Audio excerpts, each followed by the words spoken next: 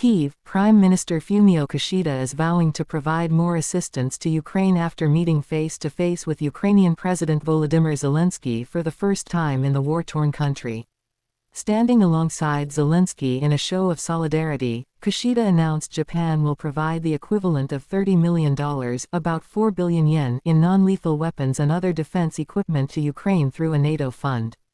Kishida said the two also agreed to upgrade their bilateral relationship to a special global partnership. I strongly wanted to meet directly with him to express Japan's unwavering solidarity, Kishida said during the joint news conference on March 21 with Zelensky. Kishida said his visit to Ukraine is meant to underscore the outrageousness of Russia's invasion and send a message that it has shaken the very foundation of international order. He also stressed that Japan, as the only nation to have atomic bombs dropped on it in war, could never accept Russia's threat to use nuclear weapons against Ukraine.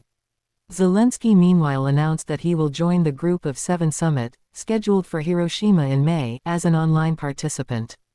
Zelensky said he was very happy that Kishida was able to visit his nation while Japan is both a non-permanent member of the UN Security Council and is in the midst of preparations for hosting this year's G7 summit.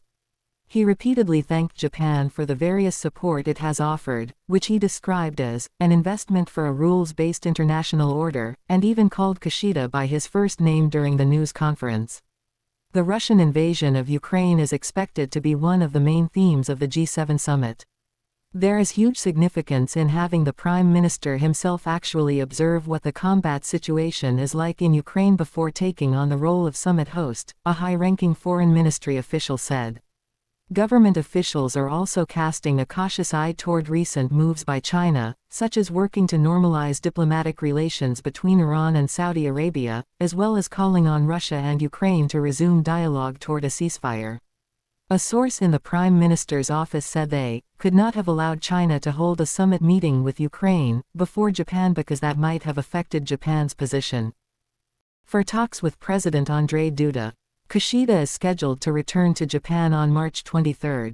Although Japan is hosting this year's Group of Seven summit, Kishida is the only one of the 7 leaders who has not met Zelensky in person. Kishida flew to Poland after a visit to India and is expected to use a land route to reach Kyiv. The Diet was not notified beforehand that Kishida would visit Ukraine, as is the normal convention. The main theme of the G7 summit in May in Hiroshima will be the Russian invasion of Ukraine, and Kishida likely decided a visit to Kyiv would be indispensable in leading G7 discussions about further support for Ukraine. Zelensky had invited Kishida to visit Kyiv when the two talked by phone on Jan.